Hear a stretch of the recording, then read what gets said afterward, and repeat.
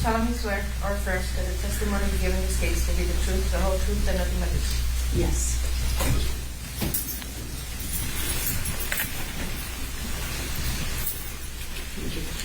Remember what you said. Good morning. Good morning.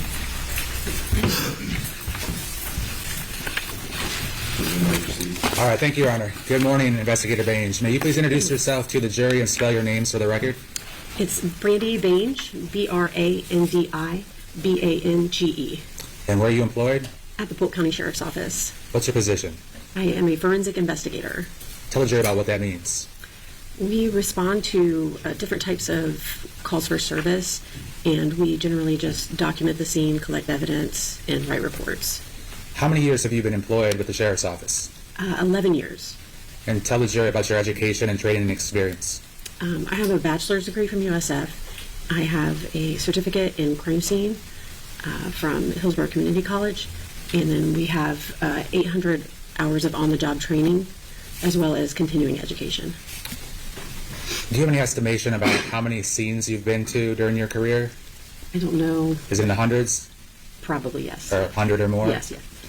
Now, during your career, have you responded to countless homicide scenes? Yes. And scenes of violent crimes? Yes.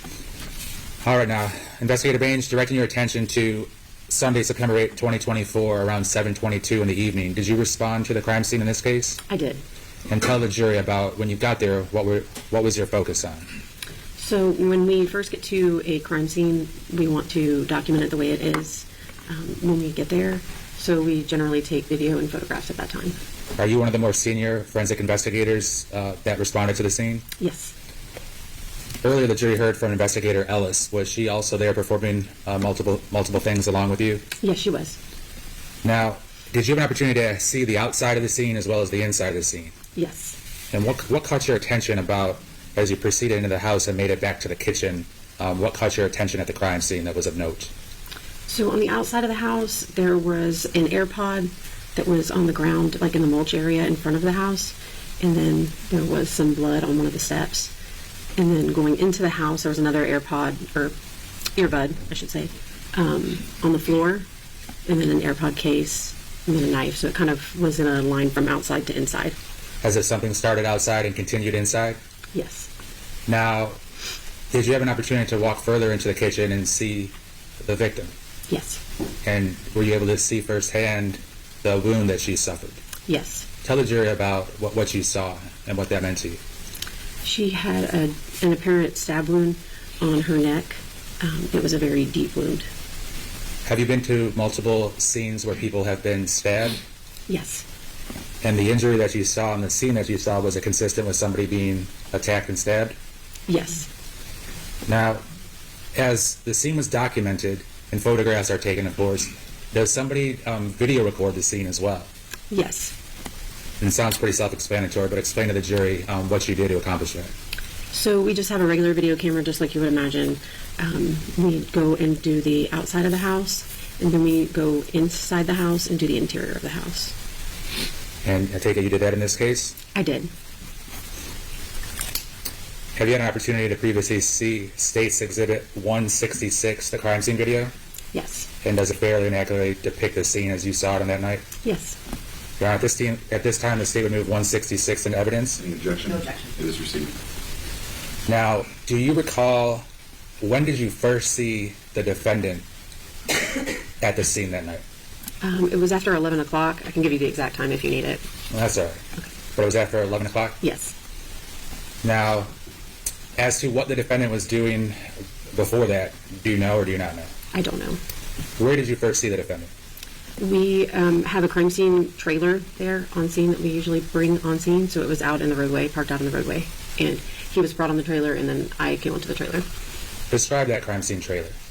It's almost kind of like an RV, but it's made to be more specific to what we do. And what can you accomplish inside of it? We take photographs. We have we have processing, fuming processing for fingerprints. We have all different kinds of stuff, supplies. We have that kind of thing on the trailer. So is it fairly common to bring a suspect into that in order to photograph them and accomplish those other tasks you mentioned? Yes.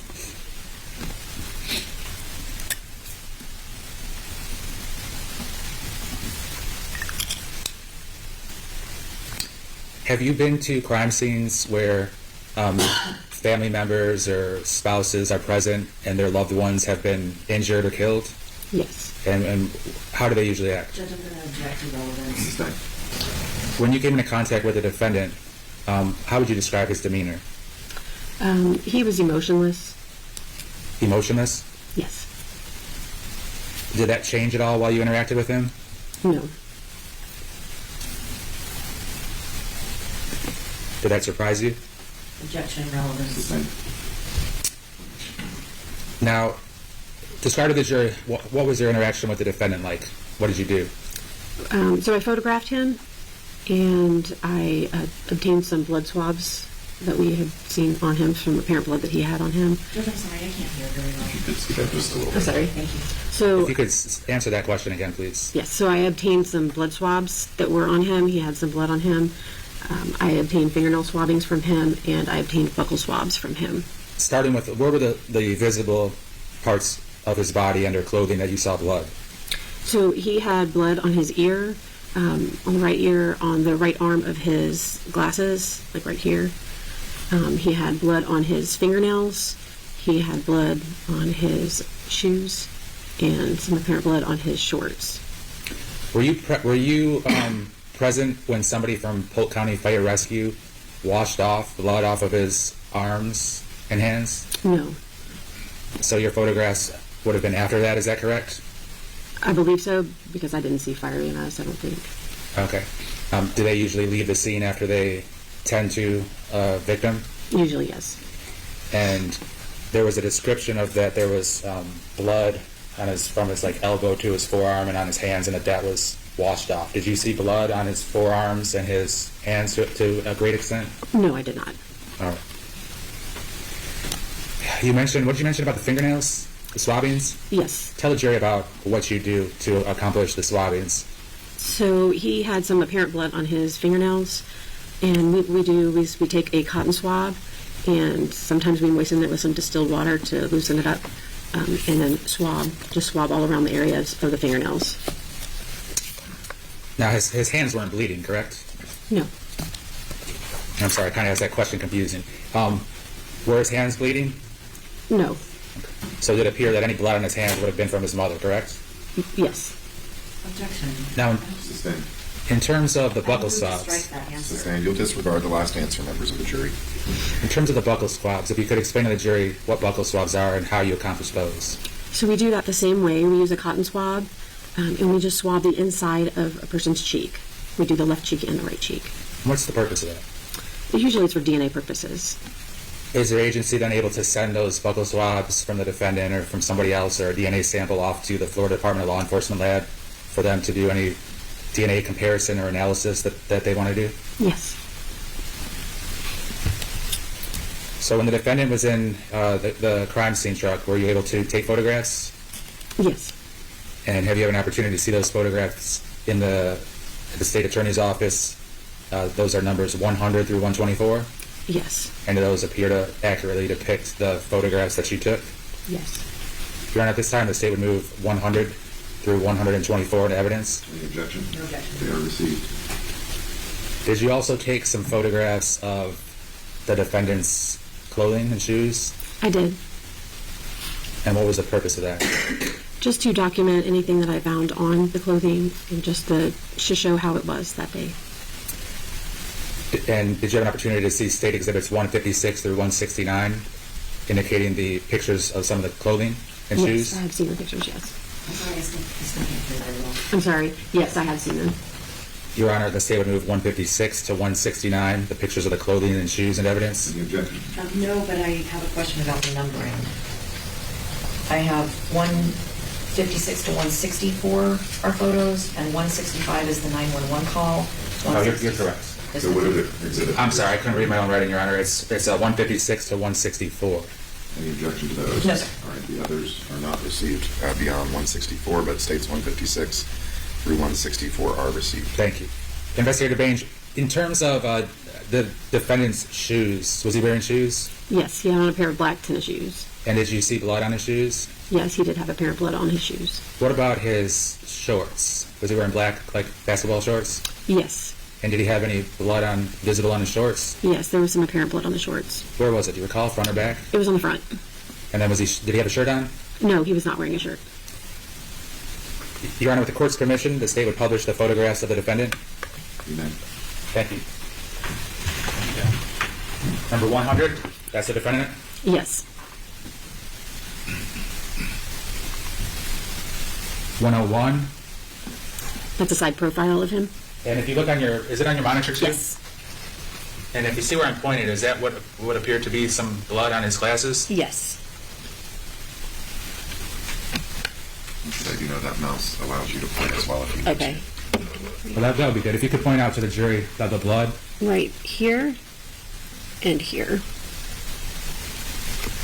Moving on to 102, This is the back of his head. 103. This is the front of his entire body. Now, it's a fair statement. He's pretty tall, maybe 6'2" or so. I'm not sure how tall he is, but he's taller than I am, yes. 104, Yes, this is just a closer up of his top half of his body.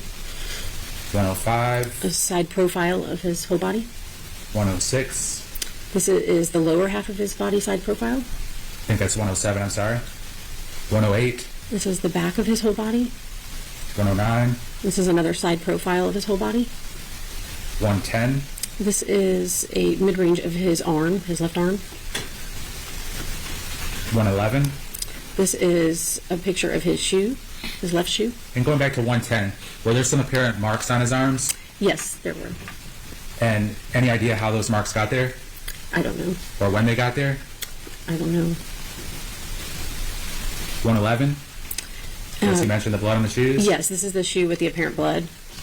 And could you, for the jury's benefit, point with that red arrow where you see blood? Sure. So there's apparent blood in this area here, and then there's more apparent blood here, and then there's some here, and you can see a little bit here. It's light, but you can see it, and then it's on the bottom here. 112? This is his left leg. And tell us about that mark on his below his knee. It's an apparent laceration.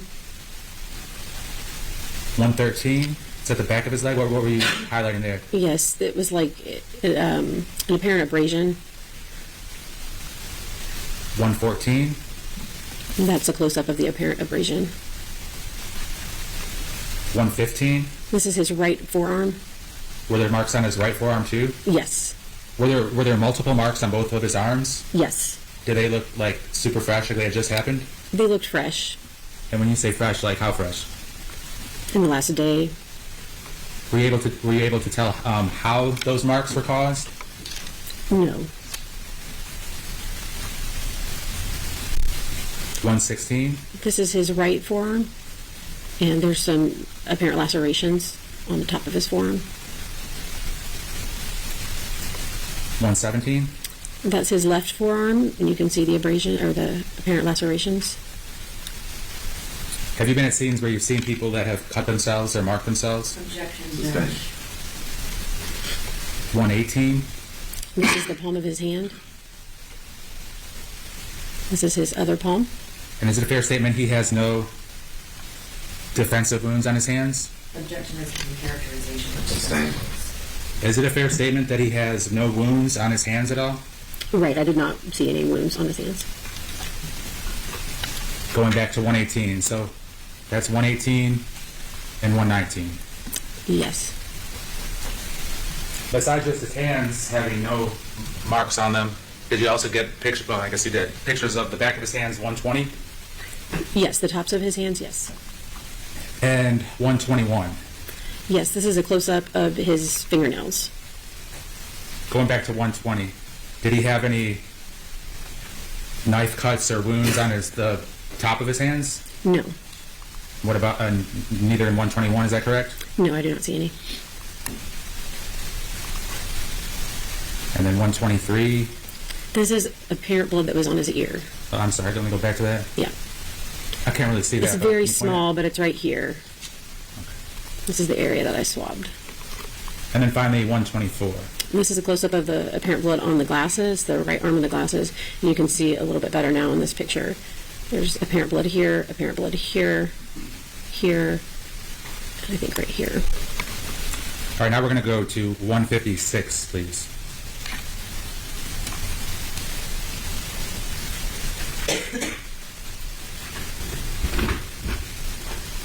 All right, 156 appears to be a close-up of something. Tell us what that is.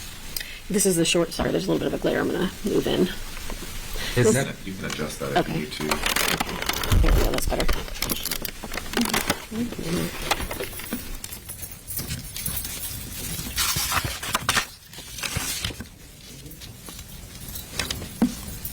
This is the shorts that he was wearing. This is a close-up photo of the front of his shorts. You can see some apparent blood in the picture. It's kind of hard to see. I can point to it if you need me to. please? Okay. Sorry. So this area right here, and then there's a little more here. All right, we'll move on to 158, the shoes, 159, 160, 161. Could you point to the blood in 161? Yes, there's apparent blood here, apparent blood here, here, and then all down here on the bottoms of the shoes here in this whole area right here. 162. Is there any blood there? Yes, right here, here, here, and then this area here. 163. There's apparent blood right here by the laces, this area. And 164. There's apparent blood right there.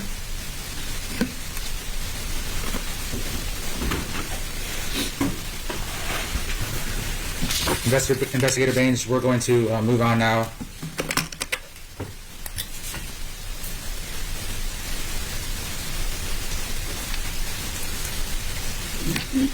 Approximately how many minutes do you think that you were with the defendant? Probably about 20 to 30 minutes. During those 20 to 30 minutes, did his demeanor change from being emotionless at all? No, he remained the same.